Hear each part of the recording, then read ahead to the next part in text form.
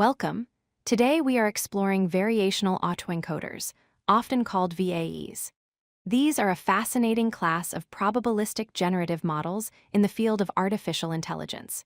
If you have ever wondered how computers learn to generate new images or data that look realistic, you are in the right place.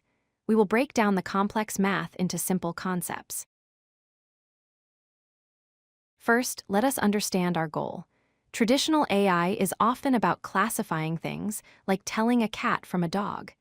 Generative AI is different. Its goal is to create new data instances that resemble your training data. To do this, the model must learn the underlying structure or probability distribution of the data. To understand VAEs, we first look at standard autoencoders. An autoencoder takes a high-dimensional input, like an image, and compresses it through an encoder into a small latent vector. Then, a decoder tries to reconstruct the original image from that compressed vector. It is like learning to summarize a book and then rewriting it from the summary. So why not just use standard autoencoders for generation? The problem is the latent space. Standard autoencoders map inputs to fixed, discrete points. This leaves undefined gaps in the space. If you pick a random point in those gaps and try to decode it, you usually get noise or garbage output. They are great for compression, but bad for creation. This is where variational autoencoders come in. The key difference is simple but powerful. Instead of mapping an input to a single fixed point, a VAE maps the input to a probability distribution. It describes a region in space where the data is likely to exist, rather than just a single dot.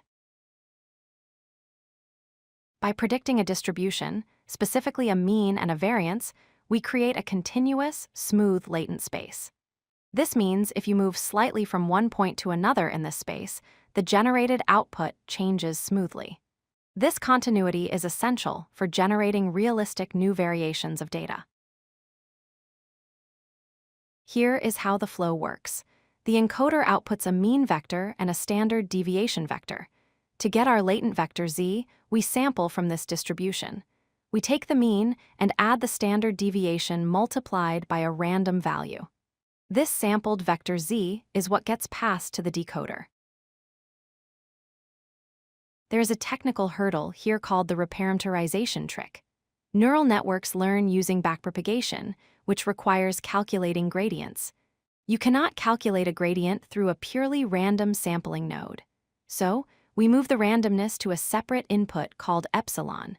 This allows the network to train deterministically while still having stochastic properties. How do VAEs learn? They use a combined loss function. First, the reconstruction loss ensures the output looks like the input. Second, the KL divergence ensures our learned distribution stays close to a standard normal distribution. This keeps the latent space densely packed and regular, preventing the model from cheating. Once the model is trained, the magic happens. We can actually discard the encoder entirely. To generate new data, we simply pick random points from a standard normal distribution and feed them directly into the decoder. The decoder, having learned the mapping, transforms these random points into brand new, realistic data samples. VAEs are used in many exciting fields. They are famous for image generation, like creating human faces. They are used in anomaly detection because they fail to reconstruct strange data well. They are even used in drug discovery to generate valid molecular structures and in signal processing to remove noise. In summary, variational autoencoders differ from standard ones by mapping inputs to distributions. This creates a smooth latent space suitable for generation. Through the reparameterization trick and a special dual loss function, they provide a powerful framework for creating new data. Thank you for watching. If you like this video, hit that like button and don't forget to subscribe.